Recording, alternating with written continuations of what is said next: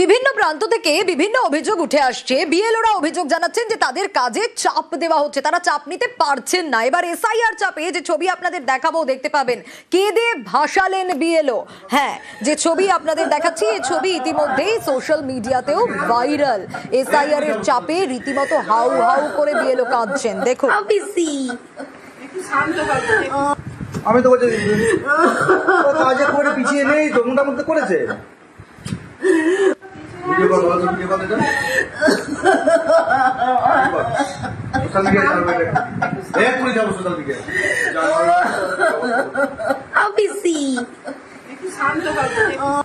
আমি তো বলছি কাজে করে পিছিয়ে নেই তো, মোটামুটি করেছে।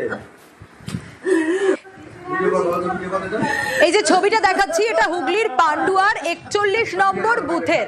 আরো ডিটেইল আপডেট এ বিষয়ে জানাতে পারবে সোমনাথ রয়েছে আমার সঙ্গে। সোমনাথের কাছ থেকে জানবো, সোমনাথ মূলত ঠিক কি কারণ? কারণ বিভিন্ন প্রান্ত থেকে আমরা দেখছি যে বিভিন্ন অভিযোগ উঠে আসছে বারবার করে, যেখানে বিএলওরা বলছেন যে চাপ দেওয়া হচ্ছে বিএলওদের কাজে। এক্ষেত্রে এই মহিলা এভাবে হাউ হাউ করে কেন কাঁদছেন?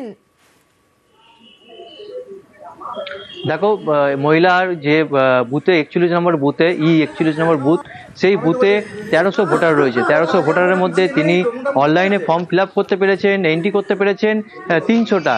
কিন্তু বিডিও অফিস থেকে তাকে জানানো হচ্ছে ওনার পারফরমেন্স খারাপ থাকাকালীন, সেই কারণে ওনাকে বিডিও অফিসে ডেকে পাঠায়। বিডিও অফিসে ওনাকে বলে যে ফর্ম এন্ট্রি করতে, কিন্তু উনি ফর্ম এন্ট্রি করতে করতে বারবার সার্ভার ডাউনের জন্য, সার্ভারের সমস্যা থাকাকালীন তিনি ওখানকার টেকনিক্যাল যারা রয়েছে, ইঞ্জিনিয়ার রয়েছে, তাদেরকে বলেন, টেকনিক্যাল যারা লোকজন রয়েছে তাদেরকে বলেন, বিডিও অফিসে যারা কর্মী রয়েছে তাদেরকেও বলেন যে বারবার সার্ভার ডাউন হচ্ছে। এই ক্ষেত্রে উনি 11:30টায় গেছেন, উনি খাননি, কিছু না খেয়ে, ওনার আগেও শরীর অসুস্থ ছিল, সেই শরীর অসুস্থ নিয়েই বিভিন্ন জায়গায় বারবার কোনো বাড়িতে যেতে হচ্ছে। এই 1300 ভোটারের নাম এন্ট্রি করতে হবে, কিন্তু যদি বারবার সার্ভার ডাউন হতে থাকে তাহলে কি হবে?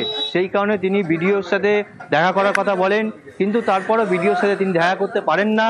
এবং তারপরে তিনি ওখান থেকে 4:30টার সময় যখন বেরিয়ে এবং তারপর তিনি আপসেট হয়ে বাড়ি ফিরে আসেন এবং হাউ হাউ করে কান্নায় ভেঙে পড়েন।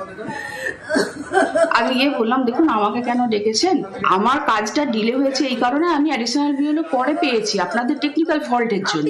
তো বললো না, আপনার এন্ট্রি কম আছে, ওই জন্য আপনাকে ডাকা হয়েছে, আপনি এখানে বসে সব করবেন। ওখানে সেই আমি আমার অ্যাডিশনাল বিএলও এন্ট্রি করছি, তো করতে করতে সেই একই প্রবলেম ঘুরছে, সার্ভার ডাউন। আমার 10 বছর আগে থেকে অ্যাক্সিডেন্ট হয়েছিল, এই অ্যাক্সিডেন্টের পর থেকে কিন্তু আমার নিউরো সাইকিয়াট্রিস্টকে দেখাতে হয়, মেডিসিন নিতে হয়।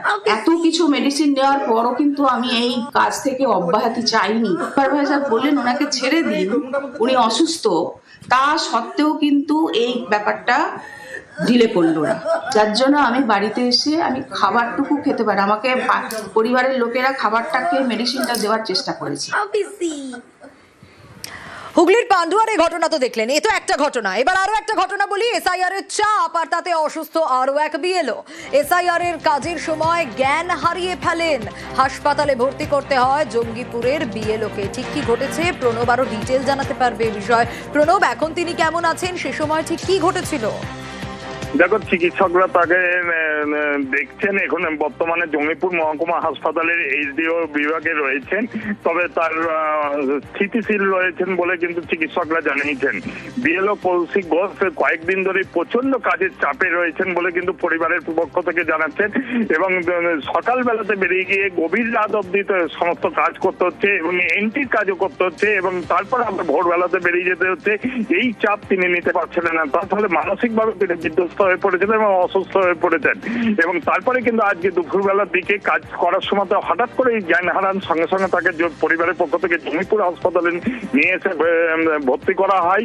তবে চিকিৎসকরা জানিয়েছেন তার অবস্থা স্থিতিশীল রয়েছে, এবং পরিবারের অভিযোগ অত্যাধিক কাজের চাপের জন্যই তারা এই ঘটনা ঘটেছে। বেশ, কি কাজ করতো আপনার ছেলে? বিএলওর কাজ করতো। হঠাৎ কি ঘটলো? হঠাৎ মাথায় ব্যথা, বুকে ব্যথা এবং হার্টবিট বেড়ে যায়।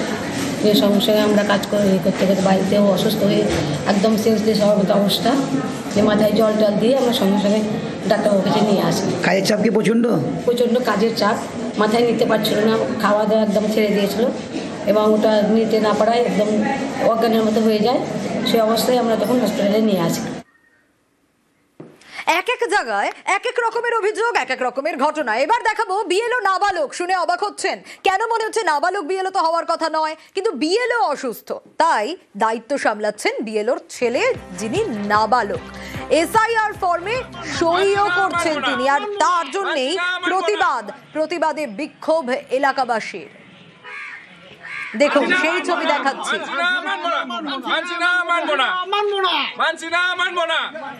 শান্তনু রয়েছে আমার সঙ্গে, শান্তনুর কাছে যাব। শান্তনু, প্রশাসনের হস্তক্ষেপ চাইছেন স্থানীয়রা, কিন্তু নাবালক বিএলওর ছেলে 17 বছর বয়স, তিনি সিগনেচারও করে দিচ্ছেন, এটা কি করে হয়?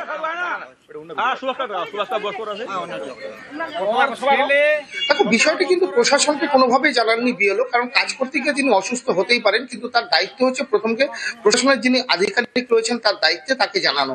কিন্তু এক্ষেত্রে বিএলও সেই কাজটি করেননি, তিনি অসুস্থ ছিলেন, চিকিৎসাধীন ছিলেন, কিন্তু তার যে দায়িত্ব রয়েছে তার নাবালক ছিল, অর্থাৎ একাদশ শ্রেণীর ছাত্রকে এই দায়িত্ব দিয়ে দিয়েছেন যে বিএলওর হয়ে তার যে কাজ রয়েছে সেই কাজটাই করতে হবে তার ছেলেকে।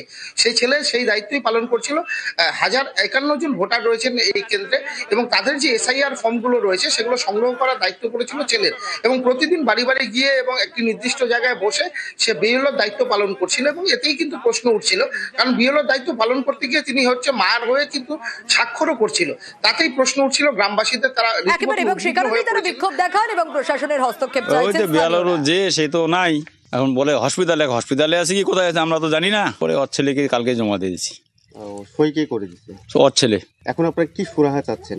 ভিডিও থেকে আসে একবার সঠিক মূল্যায়নটা যদি করে দেয় যে ও অসুস্থ বা ওর ছেলেই চলবে, পরে যদি কোনো ভুলভাল হয় তো তার দায়িত্ব কে নিবে? আপনি কি বিএলও? না, আমার মা বিএলও। আপনার মা? উনি এখন অসুস্থ আছেন, ওনার পরিবর্তে আমি ফর্মটা কালেক্ট করে অঞ্চলে দিচ্ছি জিপি অফিসে। রিসিভ আমি ওনার সাইনটা দিচ্ছি, যেহেতু উনি অসুস্থ, উনি সাইনটা দিতে পারছেন না। বয়স কত আপনার? আমার বয়স 17+।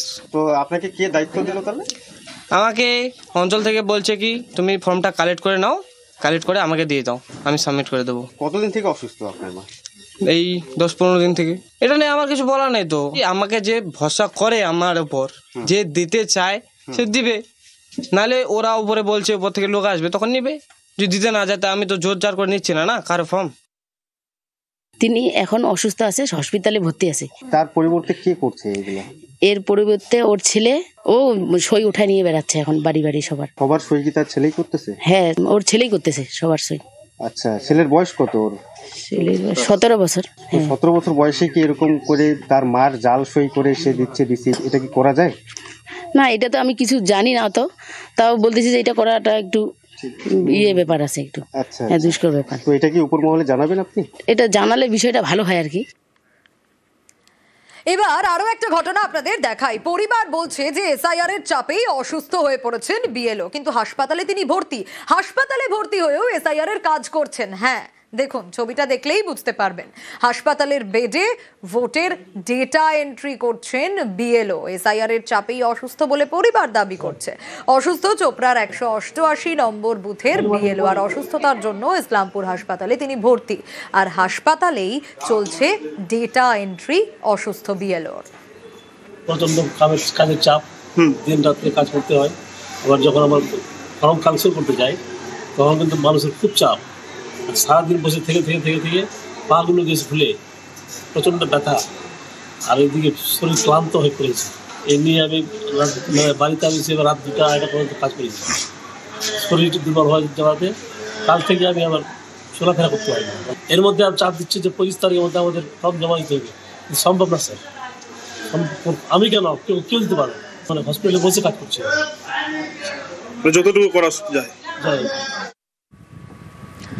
বলছিলাম না, এক এক জায়গায় এক এক রকম ঘটনা, এক এক রকম অভিযোগ। এবার বিএলও কাজ কমাতে নিদান দিচ্ছেন দত্তপুকুরের কদম্বগাছিতে। বলছেন অফলাইনের বদলে অনলাইনেই ফিল আপ করে নিতে, অনলাইনেই এসআইআর এর ফর্ম ফিল আপের নিদান দিচ্ছেন বিএলও।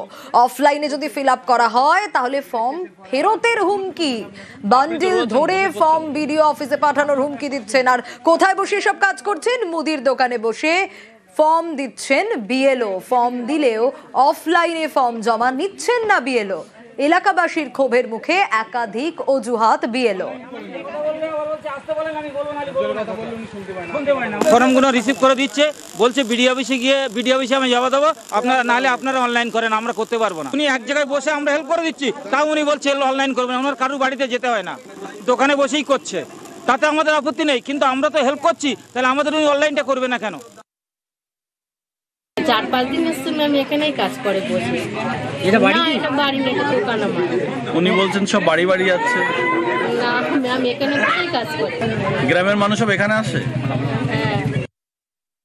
আমি কি করবো, আমাদের কাজ তুলতে পারিনি, সময় শেষ হয়ে যাচ্ছে, তার জন্য এখানে বসেছি, সবাই আসছে, আমি কি করবো, সবাই তো আসছে।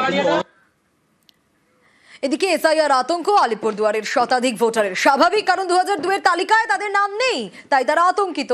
কমিশনের আপলোড করা যে তালিকা তাতে নাম বাদ চলে গেছে, কিন্তু তারা তো নিয়মিত ভোট দিয়েছেন বলে জানাচ্ছেন। নিয়মিত ভোট দিয়েও 2002 এর লিস্টে তাদের নাম নেই। আতঙ্কে আলিপুরদুয়ার রেল কলোনির শতাধিক ভোটার। আতঙ্কে কেউ এসআইআর ফর্মই ফিল আপ করছেন না।